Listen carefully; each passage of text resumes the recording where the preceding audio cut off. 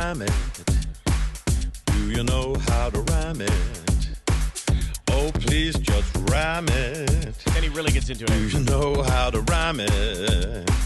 We will be rocking in LA, so let's rhyme it today. Just rhyme it. Yes. We are gonna rhyme it. Just rhyme that's it. where he just rammed it. Everybody rhyme it. We'll be rocking in LA. Say hello to the Rams today and ram it. I mean, now he's like on his feet. Ram it. Wow. Ram it. Hey, everybody, and welcome back to Rams Brothers, the pod. I'm your host, Dean, and I'm joined by the other host of this show, Nick. And Nick, first time we're on camera. Lots happened so far this summer, right, as we're transitioning from the spring OTAs and mini camps and an open practice. Nick, how are you? I know we just recently had a trip to SoFi, and you're out there in LA, so tell us how you are. I'm doing good. Yeah? Things are good right now in California. I'm holding down the fort for us out here. SoFi was so fun. Maybe that's why it's called SoFi, because it's so fun. It was the architecture was unbelievable. I think it was breathtaking. I think was the best way to describe it. If you have a chance, go do that stadium tour. $50, all VIP access. You go run on the field. You have 50 yards to yourself, pretty much. You can kick field goals and Free play. Free play, they called it. Yeah, you could throw into those tunnels as well and run through the tunnel and go into locker rooms. But that 50-yard line free play, just throwing each other bombs, was the highlight of the whole trip. Yeah, if you go, try to get Luke as your tour guide. Luke was great. It was just so much fun. Just throwing dimes to Dean, him catching all of them. Our cousin tore his hamstring. He tore it really bad. He legitimately did. And he's like, "Oh, it's Dean's fault. He overthrew me."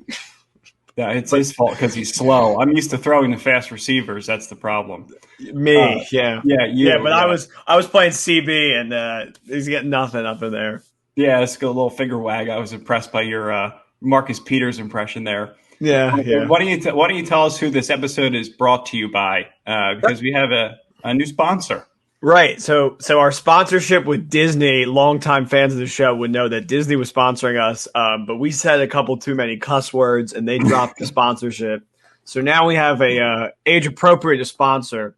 The episode is brought to you by Manscaped, introducing the new Lawnmower 4.0 we have. You heard that right. Manscaped released their 4th generation trimmer on May 6th.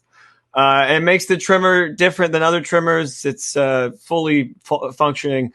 Gives you the ability to turn on 4000K LED spotlight so you know exactly where you want to shave. It's a nice little tool. Manscaped, thank you for the sponsorship. It's nice I think to be doing this for this long and to now actually have a legitimate sponsorship. No offense to Disney, but I am much happier now than I was when I had Disney as my sponsorship. McVay. Well, now you can do whatever you want, right? The ball's in your court. But it's the Manscaped, the Lawnmower 4.0. It is a sleek two-tone matte and gloss finish. And even the features, it features a hot foil stamped black chrome Manscaped logo. My God. What else could you ask for? So not much. Check out Manscaped when you have a chance. We're going to transition over to notes from minicamp and open practice. And obviously this week marks the final week of minicamp before the team breaks for the summer, which is a very short summer, only about 6 weeks. But because they must report to training camp in late July, it's a pretty short summer. So they had voluntary OTAs and now 3-day span of mandatory quote unquote minicamp.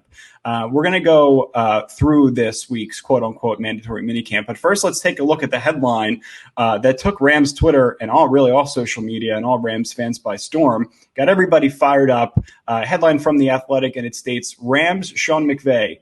Damn right I am in a better mood with Matthew Stafford. Nick, that probably grinds your gears. What was your first reaction after you saw that? I mean, so his whole aura, his whole vibe now is like, oh, I got a guy that I can actually, do what I want to do with, whatever. So you're like, he's essentially out here saying, hey, we're going to the NFC Championship.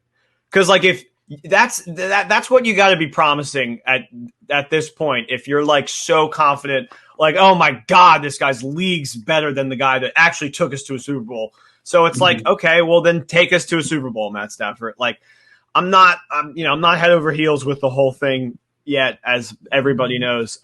Let's watch him before we cast any real judgment. But yeah, it's just the ego on this guy, on McVay, is just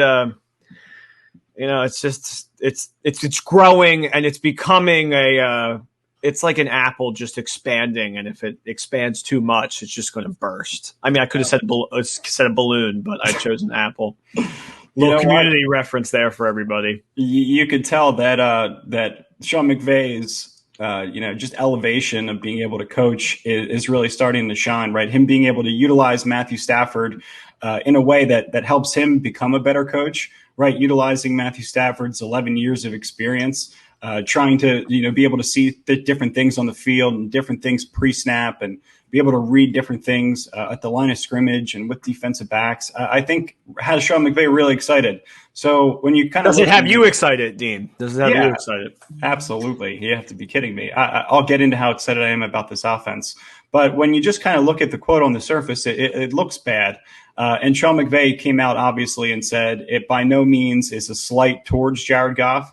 But at the same time, I think he's excited because fans are back in the building. Things are starting to become normal again. I think he's in a position, even if you were to interchange Matthew Stafford and Jared Goff at this very point in time, where he's going to have a really successful offense, right? I think you could do this without Matthew Stafford with the amount of weapons that they have, some of the draft picks they've hit on recently. So I don't know. I think that's an argument that you could possibly make, but it's going to be a long 3.5 months, Nick, of us kind of waiting and seeing, what kind of progression, we can get out of training camp. And then not only that, but, where is Matthew Stafford going to be in week 1 versus week 8 and week 16 and in the playoffs, right? So there's going to be a consistent check-in that we're going to need to do every week. And it's going to probably drive you a little bit crazy, but you should also kind of be excited for what's to come. I mean, I am just naturally, change is exciting. I actually didn't know he said by no means. Yeah. Well, sorry. I didn't know he said, I didn't know he said by no means. Hold on one second. I got an alarm set for this podcast. I just turned it off. You're fine. Yeah, no, he did. He said that he didn't mean it as slight towards Jared. Obviously it is, but it's nice to at least, be a cordial about it and be like, oh, that's not what I mean. That's not what I mean. But I just don't know how you could not mean that. You know what I mean? Yeah, well, I think a big part of it is Matthew Stafford. I think a reason why he's excited is because a lot of the burden and the pressure is kind of off of him, right? He knows that throughout the league, he's instilled an offensive philosophy that has lasted throughout a couple of different coaches and will potentially be passed on. And, I think that's something he's always going to be continuously pushing the envelope, but he needs somebody, iron sharpens iron, somebody that he could put in the room and give ideas to, and they could ingest it and have an idea that they could utilize on the field in real time. So maybe that's what he didn't see in Goff, that he sees in Matthew Stafford, but it seems like he's excited and he's in a much better mood. He's all smiley. It's almost to the point where it's a little bit annoying how happy he's been. So, yeah, I mean, that's the thing, right? It's just like, oh, you got to make do with your promise if you're going to be like, oh my God, like we're in such a better state right now, guys. Like, trust me, it's like a million times better. I mean, to his credit, he has done a great job with this team.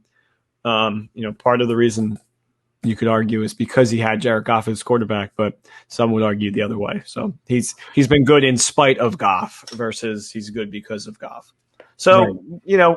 We'll see. I'm excited to see what happens. I mean, I don't know how you can't be.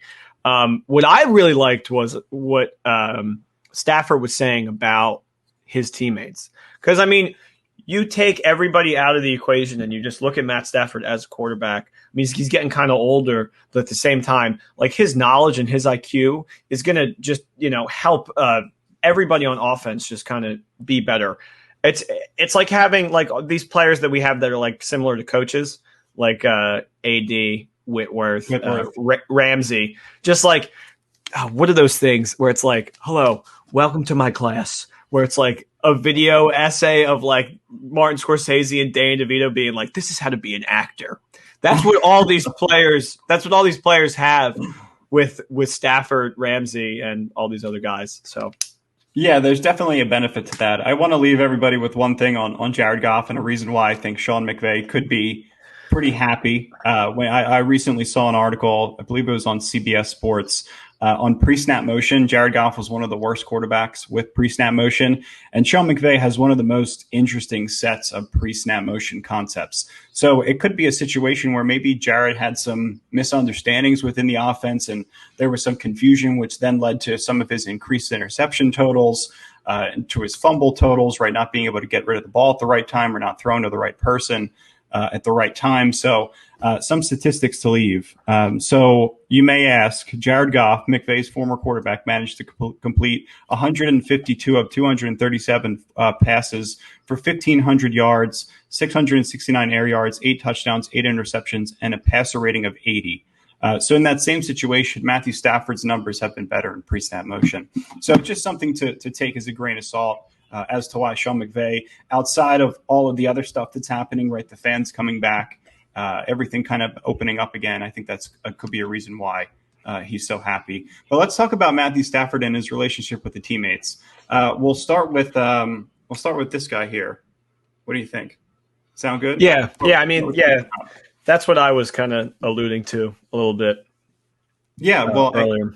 Right. Yeah. I mean, Cooper Kupp is in a situation where, he's going to be on a management plan with that bursitis in his knee. But Stafford called him one of the smartest guys he's ever played with. And he said he's an awesome speed cut runner, which is so damn true. When you look at his game, he gets in and out of his breaks so quickly. And all the Rams receivers do, really. Some of them obviously can use some fine tuning, some of the younger guys. But in terms of cutting and picking up speed, that's like riding a bike uphill. Right, it's like there was that street that we were just on. We had to ride the bike uphill. Beverly Ave.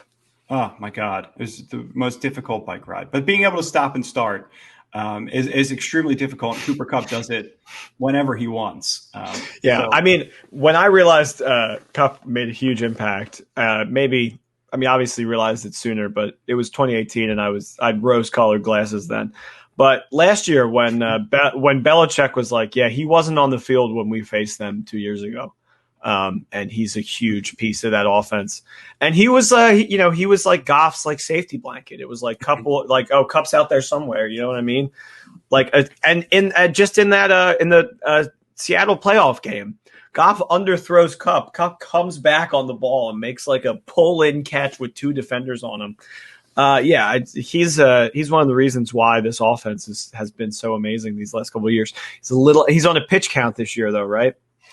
Yeah, you can call it that. I think him and Terrell Lewis are in a similar camp with that knee, where it's just going to be a consistent management plan throughout the entire season.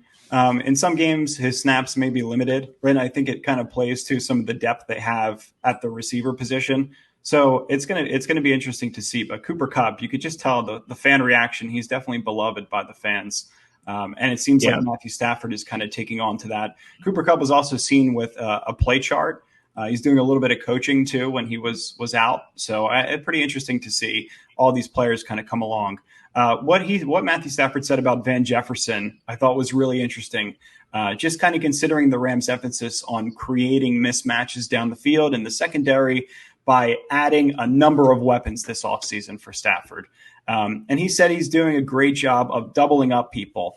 And he's a really good separator, and he plays big, and he has a really nice size mismatch on a lot of corners out there. So don't sleep on Ben Jefferson. I feel like he's a player that, if a third or fourth corner has to deal with him, you're game planning for the Deshaun Jacksons of the world to take the top off, and Cooper Kupp and Robert Woods on crossing routes, and Tutu Atwell in the slot, and you're forgetting about Van Jefferson, who's a player. So. To be fair, also Munt and Higbee, but again, there's one football. You know what I mean? Like, how many tools are needed in this toy kit? It scares me a little bit. I mean, especially with Deshaun. I don't know how much he's going to see the field. I would almost prefer Jefferson out there.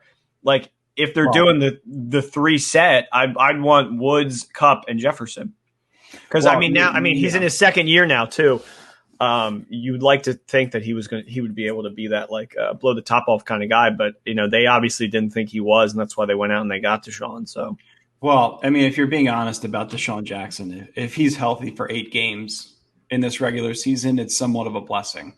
If that's what you get out of him for the entire year, he's going to be another guy that's most likely on a pitch count. That's going to be difficult to manage. I think if you're in a 3 receiver set, like typical 11 personnel, you might be in a situation where you see those 3 guys on the field, but there could be some integration with Tutu Atwell, right? You could go 2 tight ends and then mix up those 3 receivers. So I think they're just going to have a lot of flexibility. And when you look at some of the teams that have top talent at the receiver position, right? You have a Travis Kelce and a Tyreek Hill and a Sammy Watkins. And then at Tampa Bay, you have Mike Evans and Antonio Brown, right? All this talent. And Chris Godwin, right? So many players that can go up and get the ball and make a play for you on a 3rd and 17 or when you're behind 21 points. And it puts you in a solid situation. And not to mention Matthew Stafford that plays from behind 21 points his whole career. So when you're in a position where you're down in a Buffalo game or you're down against Kansas City, maybe in the Super Bowl, God willing, you have confidence in a quarterback with a ton of weapons at his disposal, guys that can step up at any time. If guys go down, it's kind of like if you look at the offensive line position, you almost wish they put that much emphasis into that as well.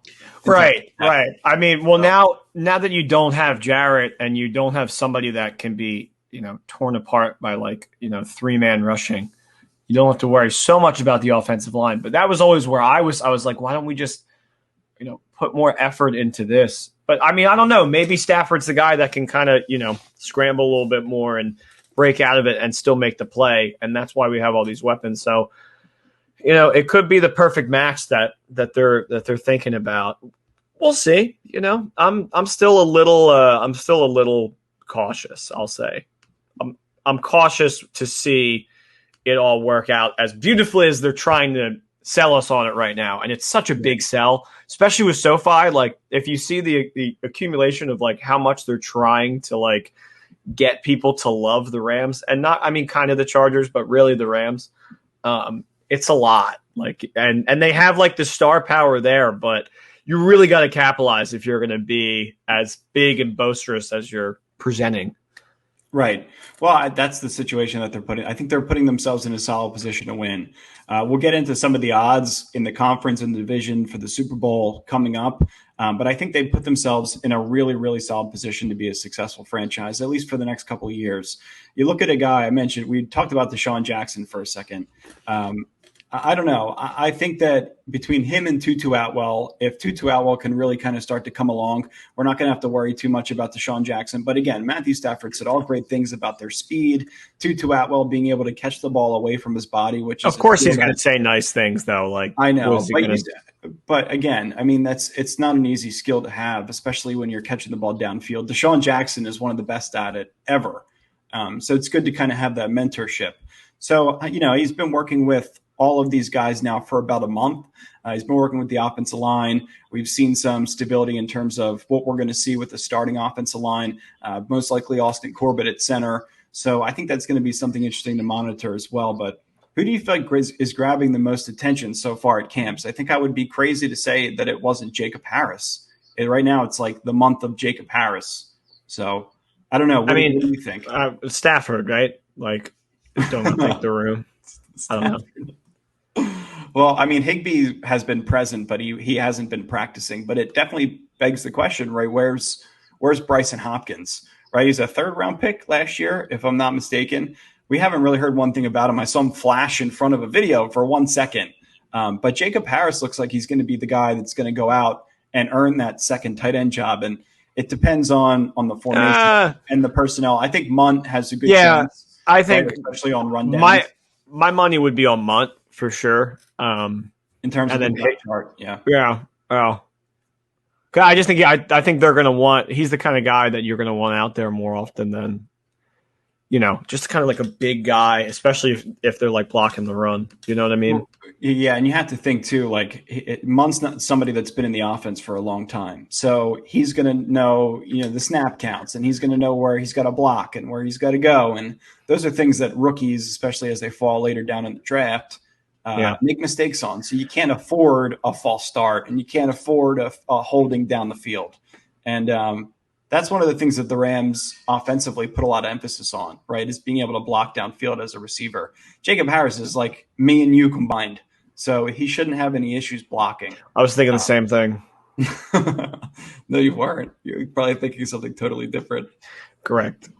What were you thinking? Let's hear it. Me and you combined? Yeah, it's more like Yao Ming. Oh, like in what way? I'm just saying he's huge. He's a big guy. Oh, okay. Yeah. I was like, my color and your stats, we'd be golden. We wouldn't need each other. You're kind of right about that. You definitely wouldn't need me. Let's talk. I want to go back to, or I guess not really go back to, but we haven't really talked a ton about Rahim Morris. So apparently he was very active yesterday at the open practice. SJD described him as intense and intentional, which I thought was really awesome. And from everything we've read, he's very much of a player's coach. I want to dive into a little bit of comparison between Brandon Staley and Rahim Morris. I think there's a little nuance that we can kind of pick up on here just early on. But I think McVay likes him because he's a bit of a hard ass. Really. I mean, he's not afraid to call players out. And at the same time, he'll like jump on the line of scrimmage and pretend he's a defensive lineman or he's rushing the passer. Like he's one of those coaches, Right. We've all had him.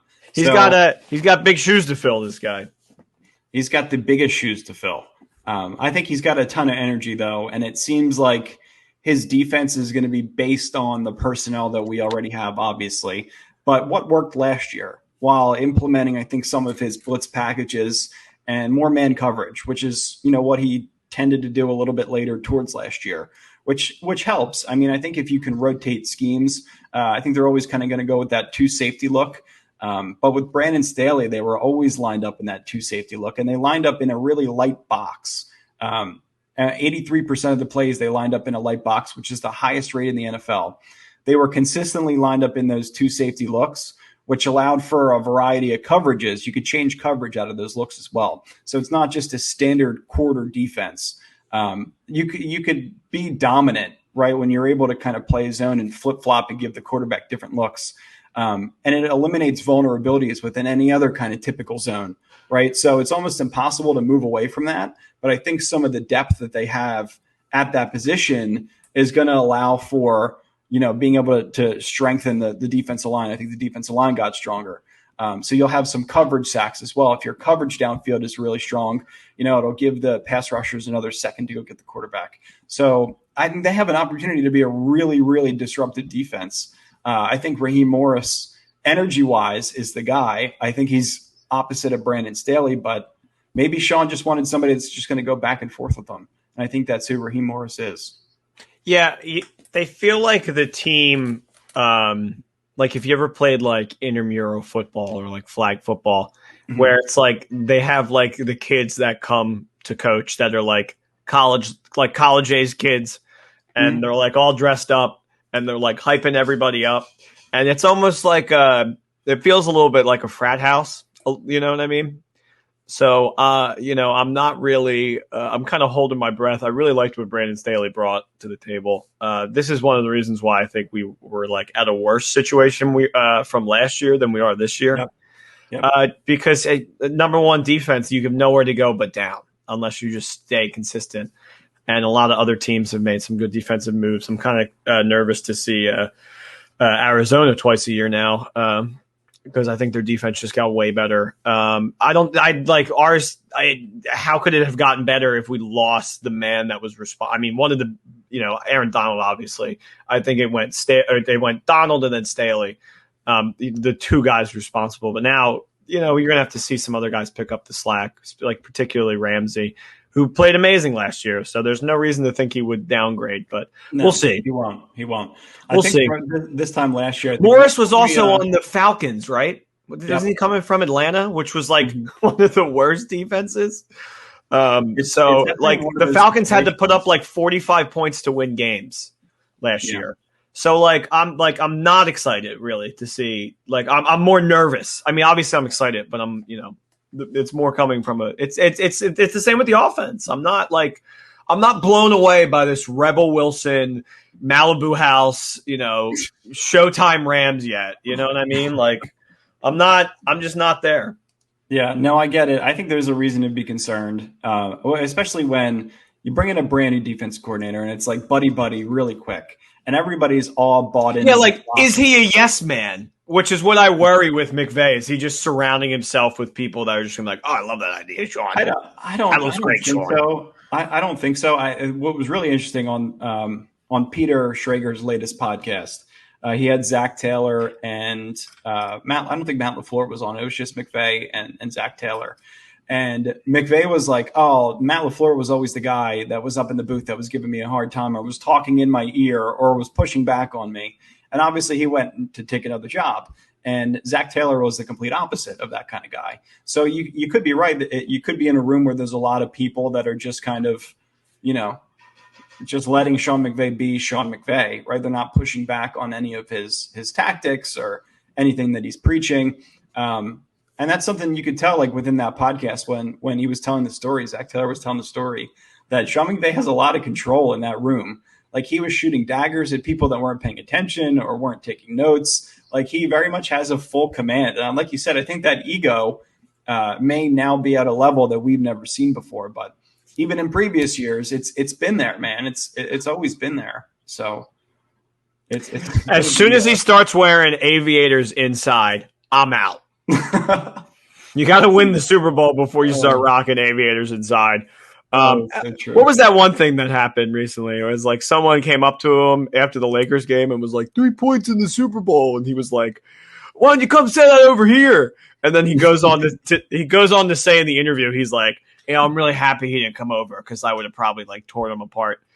It just reminds me of like Quentin Tarantino. There's like this video of him at Sundance and somebody's like filming him and like asking him questions. Oh yeah, I remember that.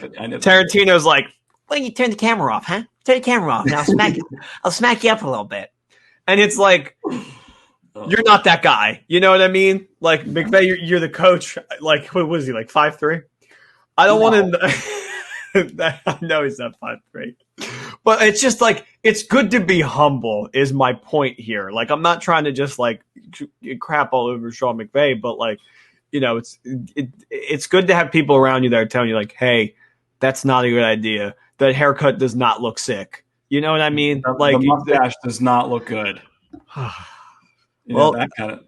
To my point, it's good to have you here though, because now I know when I go out tonight, I'll shave. I'll get rid of it. Well, I'll tell you what. Everybody that is in our Rams Brothers circle will probably give you a compliment. Are we probably mostly men? But yeah, that's okay. Somebody recently said village people, and I was like, okay, not a compliment. No, I mean, I don't think they said it as like a compliment, like a discompliment. Yeah. I think if I were you, I would shave it tonight before you go out. Yeah, not everybody has the glorious Dean beard. Yeah, it's not that glorious. I just look like a child if I shave. Or the Aaron Donald beard. Oh, look at that. There you go. Yeah, Aaron Donald, the same one. All right, cool. I wanted to transition over to some of the other. We both the bobbleheads. Go to SoFi and get a bobblehead. They're great. There's a couple other notes I have within the mini camp that I just kind of wanted to go over. And a banjo. Oh, geez, man. What else you got over there? Cartman? Yeah, I got a little LA Kings Cartman. Hopefully, I need to rearrange my room because the backdrop I'm looking at is super nice, and I have all these like trinkets over here, but like it doesn't work that way. The more we do this, we'll get better cameras, and we'll. Yeah, I look like I'm in the Fresh Prince of Bel-Air house where there's nobody around me anymore. It's like an empty home. That was a good that was a good one. That was the best joke so far on the pod, and I've been trying to get him out there, but you won. It's taken 80 episodes for me to make a good joke. There's another one we got too. Yeah. So what else happened in this mandatory mini camp? I keep doing the air quotes. Mandatory. Well, a lot of people were late due to traffic, apparently. That was yesterday to the open practice. I think AD has been absent the whole time. I think he's probably training back in Pittsburgh. I know SJD took a couple of. Well, he's the guy. He's the guy where it's like, oh, Aaron Donald, he wants to do this. all right, go do you, bro. You know what I mean? Like he Yeah. will. He's just that kind of dude who he has that drive and that commitment. Yeah, it's just. Well, it's everybody amazing. knows he's going to get the job done. And Jalen Ramsey's there though. I mean, it seems like he doesn't kind of go in that path, but he also lives in LA. I don't know if Aaron Donald has another home in Pittsburgh. Probably does, that he goes back to. I wonder if these guys live in the South Bay because it's just so close to the Inglewood area. That I mean, like that's where I would station up if I was one of these players. They absolutely may. Well, I would too. If it's that, it is really close to the stadium. Yeah, it's crazy. Yeah. What else did we see? Bobby Brown and Ashon were getting some work in earlier this week. It's cool to hear that Ashon has been working on his bod and has been getting leaner and more explosive for the good of the team. I think that's a good commitment to make as a very very heavy depth with that defensive line, to be able to be a little bit leaner, more nimble, healthier throughout the rest of the season. I think he had a heart condition, which he was afraid made him susceptible to COVID last year, which is why he was out like 8 to 10 games. So to see him healthy, that defense line is going to be really productive. And then Bobby Brown, it's like Aaron Donald's, baby brother right now, is just getting some work in to work with those veterans and get some advice. I think is really solid. And then interesting to hear too, David Long Jr. getting snaps in place of Darius Williams, who wasn't there for the first couple of days. I thought that role would eventually transition to Robert Rochelle, and it very well may, aka Jalen Ramsey 2.0, according to analytics. Take that for what you will. But I want to see how this plays out. I think personally, David Long Jr. Yeah, both of us are in that David Long for the nickel role. I think it would be the best fit. Yeah, and that's assuming Darius Williams is on the field, right? So right. I think that from a defensive back perspective, they're going to be fine. 1-2 punch, Jalen Ramsey and Darius Williams, and then you'll have some other guys kind of rotate in. I'm wondering who the signal caller is going to be, because I read some stuff on Taylor Rapp and how Rahim Morris and Taylor Rapp are really starting to get along. So I'm wondering if Jordan Fuller takes that role, or if they're going to find an interesting way to utilize Taylor Rapp as like a hybrid defensive back role, which is kind of what they did in his first year, and he was pretty successful. I think he played better that year. I'm wondering if they're going to come up with a couple creative ways to get some backs on the field. Taylor Rapp is almost like should we just put him in special teams? You know what I mean? It's like he's just like one of those guys that's just kind of like wants to be everywhere at all the time, and it's just kind of like it's like he needs to be doing his own thing. He's not good when he's like he would be horrible on the Patriots. You know what I mean? Yeah, I don't know. It seems like last year Brandon Staley was almost right. Oh, Taylor Rapp was also dealing with injuries last year. A lot. Yeah, he was. A lot of injuries, but it almost felt like when he was healthy, he was kind of in that third, fourth tier, potentially could get some snaps on special teams, on punt coverage, but I don't think he is. I wonder how much of that was actually due to injury. Yeah, I mean, he's a player they took in the second round. I think, coming out. So is Cam Akers. Like, I don't think that's an excuse. And I don't think they allow that to be an excuse. You know what I mean? Like, I'm saying it's a reason that he should be on the field. Yeah. I think if he's making some solid progression, there's no reason to keep him off the field. Yeah, and he fits into to Morris's new scheme. I'm so used to saying Staley's scheme. I know. I mean, what's funny is like he's going to be at the same. You know what I mean? And I'm sure all the Chargers fans are going to be able just to throw that out there. The other people on the LAFB. Yeah. Well, you mentioned Cam Akers, and before we talk about Cam Akers potentially taking over the workhorse role. How about Brewery X? Oh, what were you going to say? Go ahead. I'm just so excited for Cam Akers, but I'll just run through this real fast. Brewery X, independent craft beer company located in Anaheim. Did you want to do this ad? No, you could do it. You seemed like you're like, located in the LA Palm Beer Trail, founded in 2018. The Brewery X represents and is all about crossing paths, coming to a juncture and ending up where you want to be. We have been drinking this beer all weekend. It's honestly amazing. Their Pilsner's really good.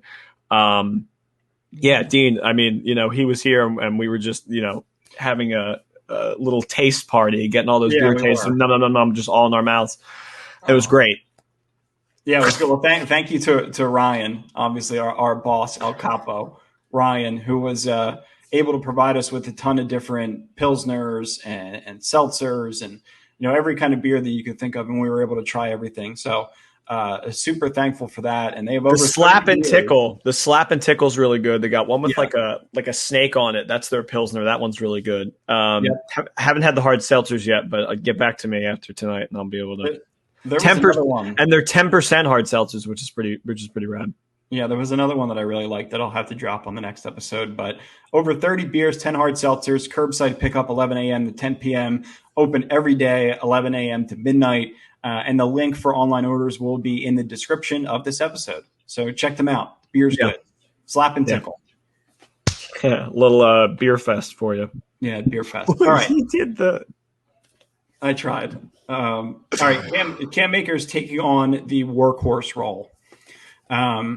Nick, are you concerned? Are you confident?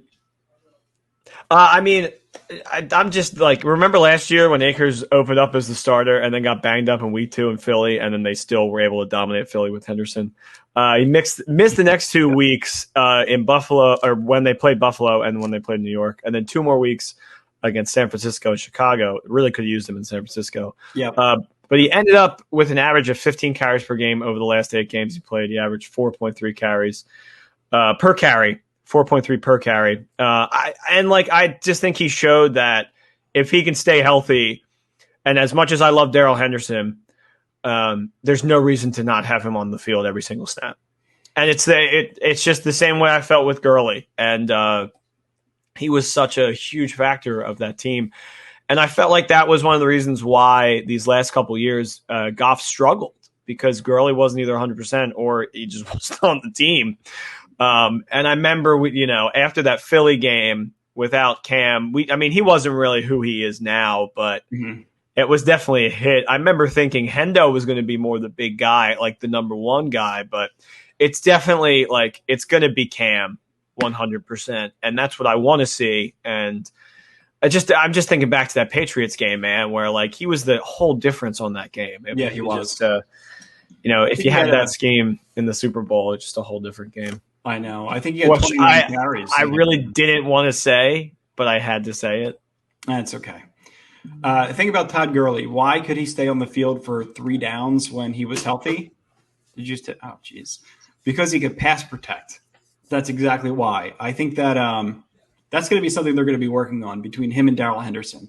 And the way for Darrell Henderson to get on the field is to learn how to pass protect, because we know he can catch the ball out of the backfield. And he can run through whatever hole. He's so quick to get into the second level. But can they pass protect? I saw, according to Jordan Rodrigue, who obviously is the best, as we all know, one of her latest articles from The Athletic, Akers was spending some extra time with the running backs coach / assistant coach Thomas Brown before minicamp earlier this week. They're working on technical points similar to blocking, pass protection, demonstrating certain hand, foot placements. And that's the only way for the modern running back to stay on the field right now for 3 downs.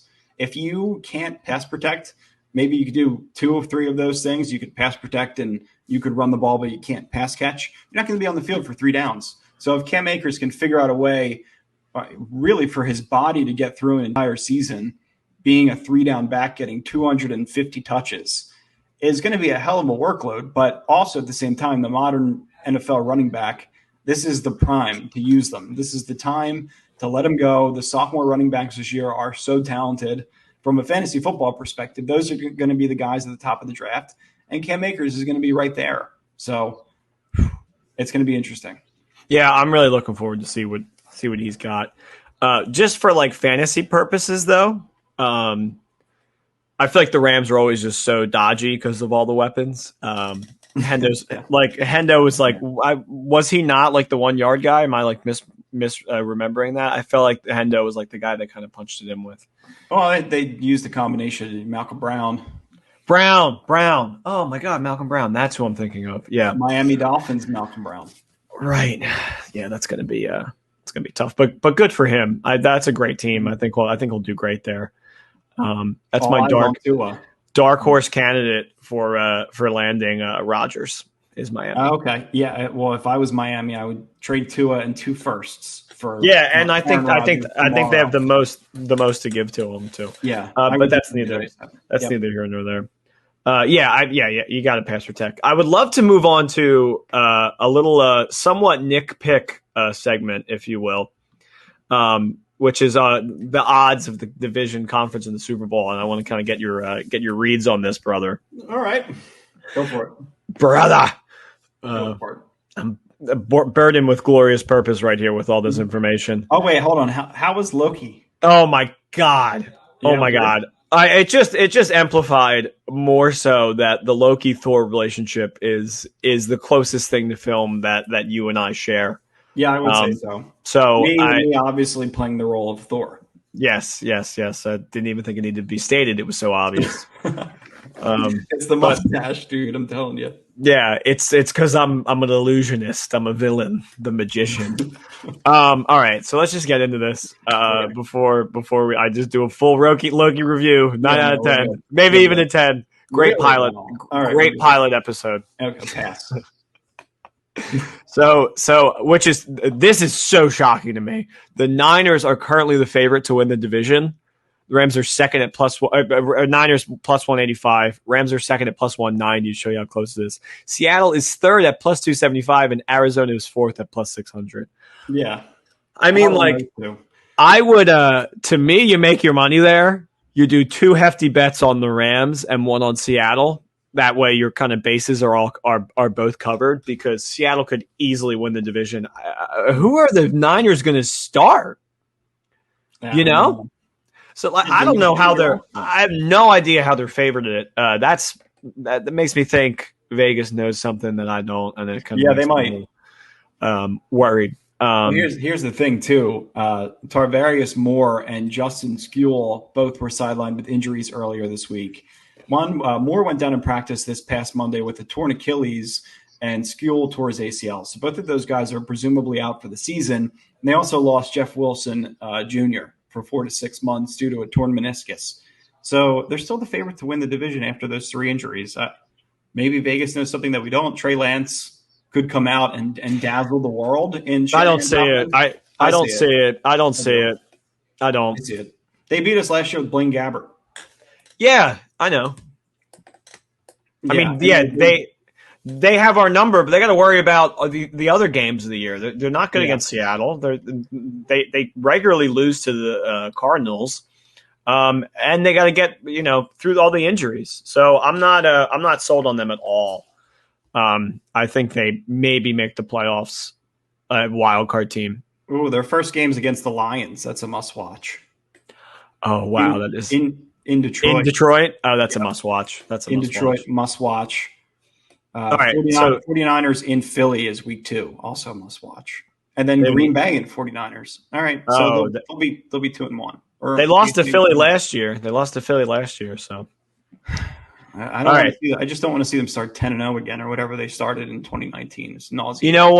You know what it is? Why Vegas probably has those odds? It's probably because they have an easy record, easy schedule. Yeah. Yeah. All right, so let's move on to the conference. Bucks plus 325, Rams plus 600, the second favored team.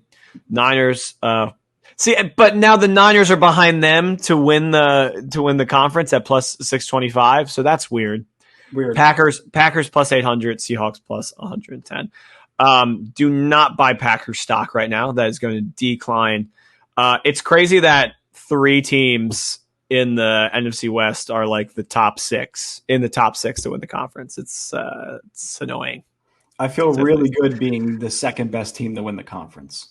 Yeah. You have to. Yeah.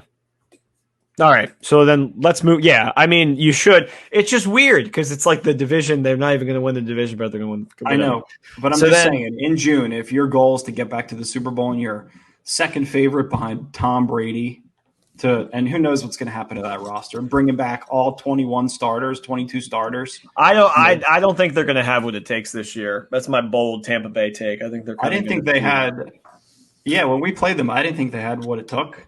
They got lucky that they didn't have to play us and they played Green Bay. Honestly, that's my honest opinion. Green Bay got to play us without a healthy AD. So, Yeah, I think that defense for one of the first times in his career confused the shit out of Tom Brady. So Yeah. All right. They can replicate. Go ahead. So moving on to the Super Bowl. Chiefs are plus 500. Not a good bet. Tampa Bay plus 650. Never a bad call to bet on Tom Brady, TBH. Bills plus 1,200. Rams at 4 plus 1,300. So if you bet $100, you win 1,300. And then Ravens behind them, which is a sneaky team.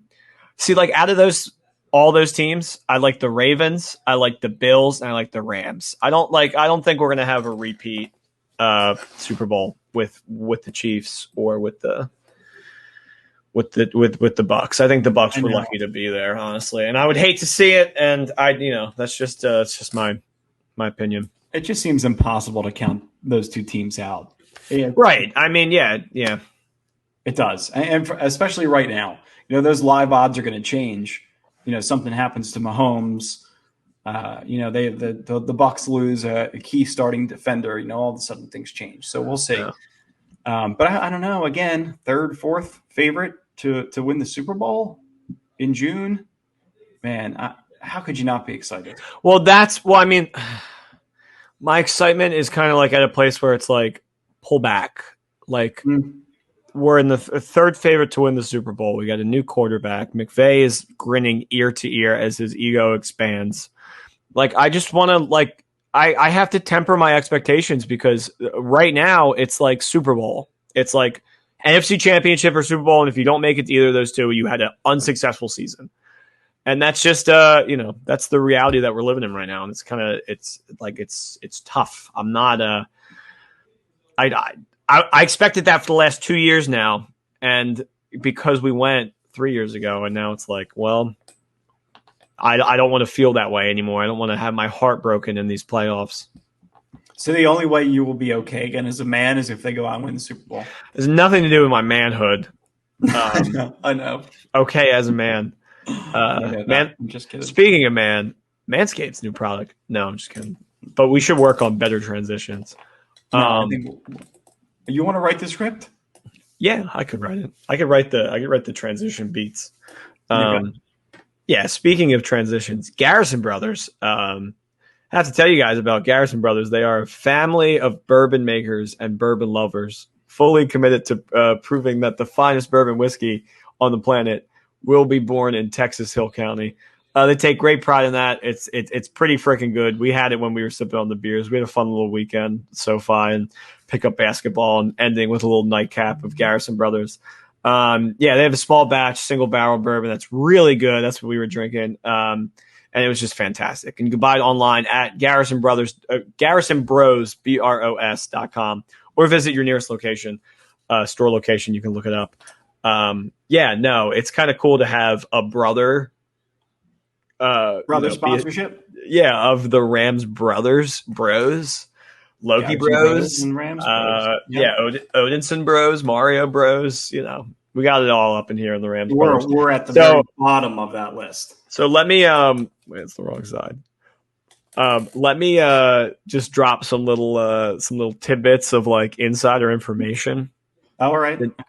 The new jersey, you heard it here first. It's going to be yellow. Okay. Is there any other information you can provide to us on that? I think it comes with the blue swoosh on the shoulder. I can't. I don't want to. Don't quote me on that. But it's yellow. We're gonna have a yellow one drop soon, and hopefully they wear it fairly often. And then that's when you buy your yellow Donald jersey. That's what I'm holding out buying a jersey. I would go number 5 Ramsey. How about the number change? Number 5 Jalen Ramsey. I think every number aside from now 3, it was 1 through 9 was taken, and now Akers went from 3 to 23. So now I know again. I know that there's a couple idiots out there who have bought. I mean, they're not idiots. They just look like fools in comparison. But they bought the Akers 3 jersey. It was available at SoFi. He's going to change next year. Yeah, but I don't want to wear. I like that's like me all year if I wore a LeBron 6 jersey. Like I'm not going to wear that. I'm not going to wear it until next year when he's actually wearing the number. You would be one of the first to wear the number. You're like a buyer. It's just like the stock of the jersey will rise. Like I have a 17 Woods jersey. What am I going to do with that? Just wear it like a fool, or am I going to just wear it normal? I guess it's a player that wore a number for the probably the best part of his career. Definitely it's the peak of his career as he's transitioning from Buffalo to the Rams. Pass. I just like the 16. I like the 16 to 17, but I guess 9 to 10 now will be cool. Yeah, 9 does it to 10 touchdown LA. See, now you're looking at it like I am. Yeah, Mr. Stat Padford as our QB. Stat Padford. I have some notes from yesterday, the open practice that I want to share from Eric Litzer. He's our insider. Oh, I love Eric. Wrote an amazing article today on the draft picks. And Eric, we thank you for the support. You're the man. He's one of our writers, and he gave us some insider scoop if you weren't at the open practice yesterday. A lot of you guys probably saw this in person if you were there. But Jacob Harris, I know we talked about him already. Eric says he's a man-child towering over the skill group. He's so tall. He's still so raw, meaning his routes need polishing. He dropped tall and raw. So this is something that I don't know if a lot of Rams fans caught. He dropped a pass in traffic over the middle with contact. It was a good defensive breakup, but he does catch the ball with strong hands. His athleticism is eye-opening, and he caught a beautiful touchdown in 7-on-7 on a route that he ran down the field on an out route. That was impressive. So Jacob Harris, he's not a finished product by any means, but I think McVay is really starting to come on to his upside. I think, having a package where he's on the field and you can kind of throw up to him or use him as a decoy is going to work to our advantage. So Tutu Atwell, Nick, I know your favorite player is Tutu, right? Incorrect. Yeah, Tutu used his athleticism to go vertical, high pointing a ball he had no business catching, which I think is kind of cool to know. Even with contact, he held on, and I think it's in one of the Twitter videos that Eric shared, and he definitely has this raw route running crispiness to him. He dropped a punt. During special teams practice that the punt team easily recovered. You're freaking out already. Well, Simba Webster's still on the roster, but also he gives you that kind of, oh God, too. So I don't know what it is. It's like the Fossil curse. It's like ever since he left, special teams has just been like so scary and like never up to snuff. And I don't know why we ever got rid of him. Honestly, I loved Fossil. So I'm just scared to see what's coming. Also, like Hecker last year. Hecker's like a focal point in like, oh, like this is one of our like captains, one of our guys, Johnny Hecker. He really had a down year last year. So he did. So if Tutu's out there dropping punts, I'm gonna cry. You know what I mean? Like I can't handle it. Yeah, Eric actually your manhood is in question, Eric actually had the opportunity to speak with Joe D yesterday as he walked out of the stadium. Joe D, our special teams coordinator. And during the conversation, Joey D. Isn't he a Paisan? Is he a Paisan? D. Camillus? Nah. No, D. Camillisiano. D. Camilliano. He's a Paisan. No, Joey D. Yeah, no, he D. Camillisio. No. But he said he loves Matt Gay was the insight I got. Oh, who doesn't? Gay's gonna have to change his number, right?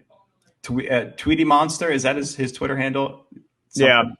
Is it Tweety Monster? I think he did something like that. I think he did change his number. But yeah, no, I think Joe D, that special teams group is something that we just assume is going to get better. Right, and Tutu Atwell doesn't have a ton of experience. I think that's where the most room for improvement lies from last year. It's if our special teams can raise the bar, because they were by far the worst part of our team. Good in 3 parts. We were good in 2 parts. There was like one game, I think it was the Tampa Bay game, where all 3 parts of the team were operating, and that was like the only game. That game and the New England game, yeah. I agree with you. That game we were like sitting comfortably. Some stuff on Stafford and Wolford, your guy. Neither Stafford coach's son, Johnny Wolford. Yeah, neither Stafford nor Wolford participated in 7-on-7. But during one-on-one drills, Stafford's ball is rocket on top of rocket. And this is from Eric. Deep balls to Jackson and Jefferson, which were both on Twitter, were with ease and absolutely on point. He felt like Stafford's very much a perfectionist. Eric was reading his body language and felt like after he made a mistake, he was very much down on himself and wanted to make himself better and learn from the mistake. So I feel like he's just that kind of guy. Eric also said that he's a man's man. He's just a guy that everybody kind of gravitates to. He's totally confident. He's extraordinarily humble. I think you saw him walk through the tunnel. And very handsome. Sign everybody's autograph. Pretty good looking guy. He looks like Elon Musk. Yeah, well, Elon's made a name with that face, I'd say. What do you think? No? No, yeah, he has. The stadium itself welcomed 35,000, I think Isaac Bruce said. It's so cool. It's so cool when you walk in that stadium, how it's just like underground. It's like you walk in on like, floor level and it goes down. It's just like, that place is it's really a beauty. Cannot wait to go to a game there. It's going to be hard not to go to week one, honestly, but it's one of the most ridiculous things I've ever seen in person. Apparently the Wi-Fi wasn't working good yesterday, and Eric was pissed about the Wi-Fi, as were a number of people. Oh, really? They advertised us that the Wi-Fi was like incredible. And if that was one of the focal points. They bring you to like a place where you can like look at all the servers, and it's like, we have excellent Wi-Fi. Yeah, I think the one thing we couldn't get a gauge on was the emphasis of the crowd, right, within a game. I think that was something that Eric kind of touched on. He said you could tell the way that stadium's built, and I was actually talking to our cousin Rafe about this, the way that it's structured, right, it's not like a big open bowl. It's very much, like more of a, I don't really know how to explain it. It's like here's the land, here's surface level of earth. It's like this. Yes, exactly. We're explaining something visually, trying to illustrate it on camera, but I don't know if the people that are listening. You kind of have to see it, but it's not. It's the complete opposite of the Coliseum. It feels so different. Different energy. The way that the sound is going to be able to echo off of the walls in that stadium. And also because it's indoor outdoor, that crowd is just going to roar to the top of the stadium. It's going to be really fun. So the stadium looks amazing. What other things are you curious about with open practice? Do you hear anything that you had questions on? I just thought it was cool. I didn't love it because it was another one of those things where it's like showboating. You know what I mean? Like, I understand because it's SoFi and because they want to show the new stadium, but like it was like a show. You know what I mean? Where it's like it's a practice. It doesn't have to be a show. Like it's something New England would never do. You know what I mean? And I think that's that's like the blueprint. As much as I hate them, but yeah, it's California football. It's going to be different. It's going to be loud. It's going to be aggressive. It's going to have the worst logo possible that just says LA. It's just bad. It is what it is. It's okay. No. I just don't. I'm not here for stuff like that. You know what I mean? I'm here to watch football games. I don't want to watch you practice. I'll go to a preseason game, but that's different. You know what I mean? Well, that's sorry. I'm not trying to be cynical. You know what I mean? It's just how it is. The Rams do not pay our salaries. So to tell the truth, that's how it should be. If you feel like it was an extravagant event, you feel like it was unnecessary, that's fine.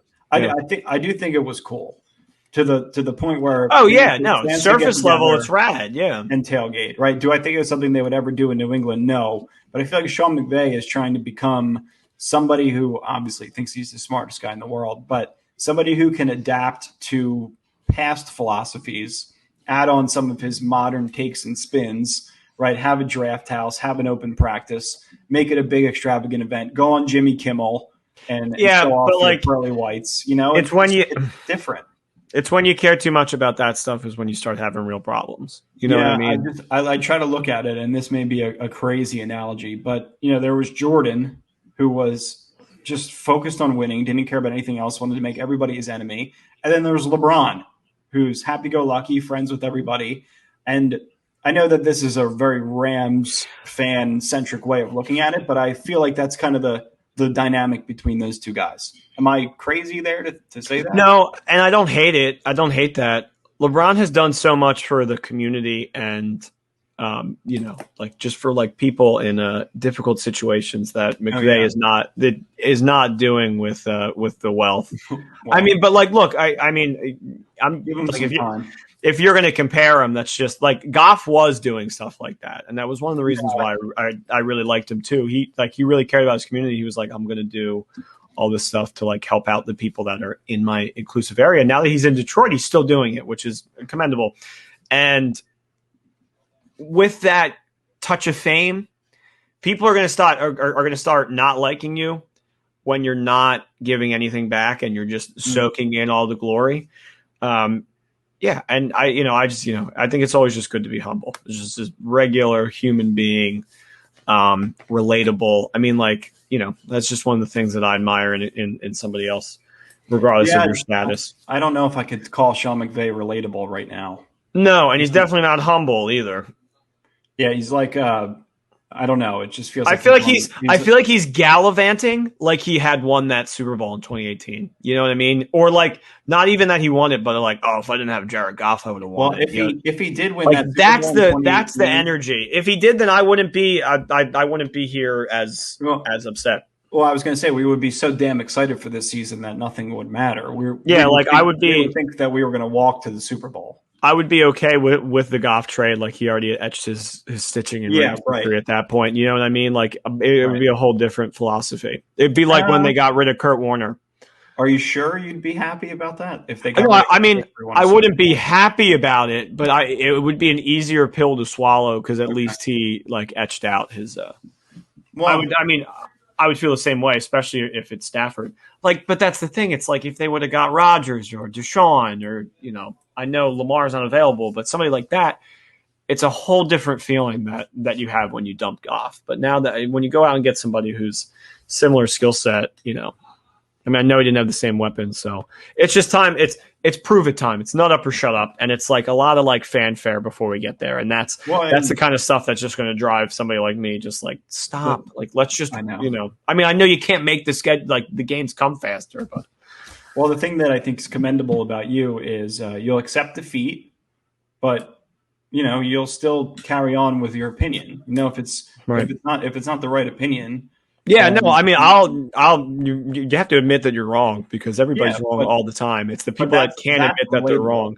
Right. That to me is relatable. When Sean McVay comes up in front of in front of the media and tells a bold-faced lie about an injury or a play call or something, it's like. We can't relate, but I feel like you do a good job of doing that. If you're wrong, or if I'm wrong. Get me up there. I'm a bad loser, as you know. So. Yeah. I beat Dean in a par 3 this weekend, and he threw out the scorecard. Yeah, I know our guy Tucker Booth goes and plays that course in Manhattan Beach. It's awesome. What did we shoot? It was like 35, 36, something like that. Yeah. Maybe like 36, 37. Don't remind me. Not my PR on that course. It's also a par 3, so. Bad golf. Also, you got to remember, I was the one traveling and using the foreign clubs. So. Right. But, that sounds like an excuse, and we know who makes excuses. Losers make excuses. All right. All right. We won't get into it. I can't not believe we took up a full hour. Well done.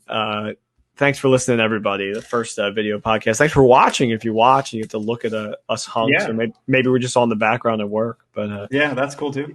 Yeah, either way, appreciate it. Follow Rams Brothers on Twitter, LAFB Network. More to come, guys. Going to have a great season. Can't wait to see some of you guys at tailgates and everything. It's going to be so much fun. Can't wait. First time on video. We'll be on YouTube. We'll be on Spotify. We'll be wherever you guys get your podcasts. But this is the start, and then merchandise and whatever else the hell you guys. Yeah, if you want free merch, just tweet at me. Tweet #Rayman for Smash. I'm very serious, Nick. All in a hashtag, and then another hashtag that says #Rayman for Smash. That's got to be in the DMs though. Not on. We don't want to see that on the timeline. No. Incorrect. I would love to see it on the timeline. Too much. No, Too much. I love it. All right, we'll see. I love how there's a community of Rams fans that are also Smash Brothers fans. And we're going to get a new character revealed on your birthday because that's when E3 is, believe it or not. Oh, what a fantastic birthday present. Yeah. Remember that one year we unlocked Dr. Mario in Melee on Dad's birthday and we said it was his birthday gift? Yeah, that was funny. We were like 8, though. Yeah. That was so funny. Yeah. Good memory. Unlocked memory. He was like, oh, thanks. We should get him on next time. That would be fun. I don't know if he'll last on the video. He may be like twitching all over the place. Yeah, he's such a. I mean, he's not even a boomer. I was going to say boomer. He's like the one. He's the best. He would kill it. But anyway, thanks guys for listening. I appreciate all you guys on Twitter, on social media. Give us a follow. We'll follow you guys back. Meeting you guys in person is going to be friggin' awesome. I know that we're just at SoFi. We got to meet a couple of fans. Put some names to faces and vice versa. And it's just going to be a lot of fun. So hang with us and more to come. Yeah. Horns up, baby. Thanks, guys. Horns up. Vamos Rams. Peace.